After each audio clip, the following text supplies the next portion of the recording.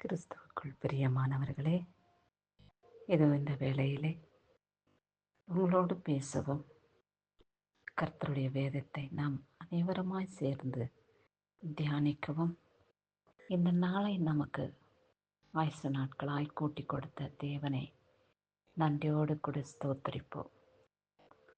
அவரை நாம் எப்பொழுதும் நம் மனதில் நினைத்து அவரை துதித்து கொண்டே இருக்கும் இருதயத்தோடு பரிசுத்த ஆவியினாலே நாம் நிரப்பப்பட்டு அவர் அண்டையிலே சேர்ந்திருப்போம். அவருடைய மகிமுள்ள கரம் நம்மளை ஏந்தி கொண்டு இருக்கிறது. அவருடைய வல்லமுள்ள கரம் நம்மளை அரவணைக்கிறது. கோழி தன் குஞ்சுகளை எப்படி செட்டைகளின் கீழே அரவணைத்து பாதுகாத்துக் கொள்கிறதோ, அப்படியாக கழுகு தன்னுடைய குஞ்சுகளை எடுத்துக்கொண்டு போகாதபடி அவைகள் அனைத்தும் தன் தாயின் சிறகுகளின் மூடி மறைத்து பாதுகாக்க அவை ஓடி ஒளிந்து கொள்ளும். அப்படியா சத்ருவாக்கி பிசாசு நம்மளை தொடாதபடி, நம்மளுக்கு தீங்கொன்றும் விளைவிக்காதபடி நாம் அவருடைய செட்டைகளின் நிழலிலே மூடி மறைத்து பாதுகாத்து கொள்ள பரிசுத்தமாய் வாழ்வோம். அவருடைய மகிமையை பெற்றுக்கொள்வோம்.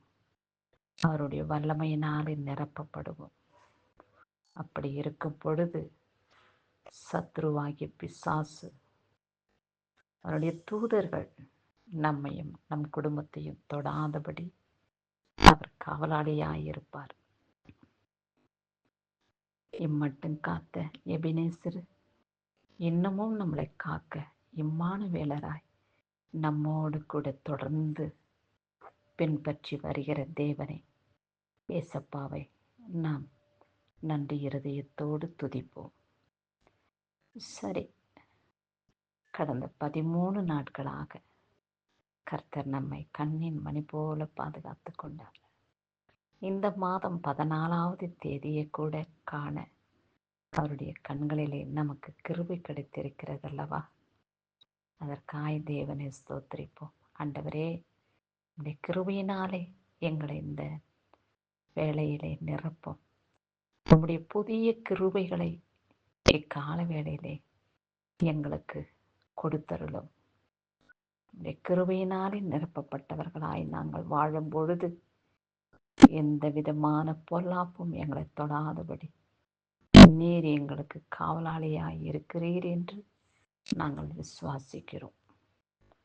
இதோ கர்த்தாவே, நீர் கொடுக்கப்பட்டுள்ள இந்த வார்த்தையை நாங்கள் தியானிக்க பரிசுத்த ஆவியானவர் எங்களோடு கூட பேசும்படியா உம்மை நோக்கி வேண்டிக் கொள்கிறோம்.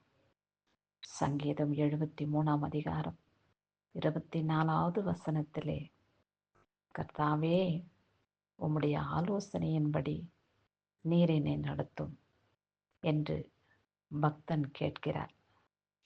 ஆண்டவரே, உம்முடைய ஆலோசனையின்படி எங்களை நடத்தும் என்று நாமும் அவரிடத்திலே கேட்டுக்கொள்வோம்.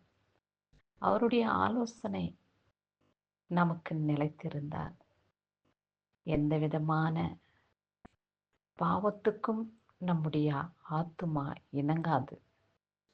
துணிகரமாய் செய்யும் பாவத்தை நம்முடைய ஆத்துமா வெறுத்துவிடும்.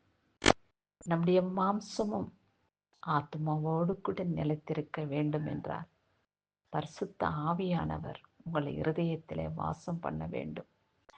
இயேசுப்பா, என் இருதயத்துக்குள்ளே வாங்க, என் இருதயத்தில் நீங்கள் வாசம் பண்ணுங்க என்று அவரை நீங்கள் கூப்பிட வேண்டும்.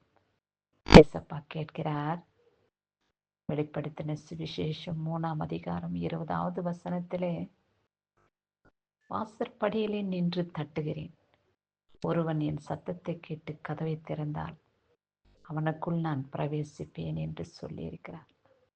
அப்படியாய் ஆண்டவரை நாம் நம் இருதயத்துக்குள்ளே இடம் கொடுத்து நன்மையானவைகளை, தேவனுக்கு பயபக்திக்குரிய காரியங்களை செய்ய அவர் நமக்கு ஆலோசனை தருகிற தேவனாயிருக்கிறார்.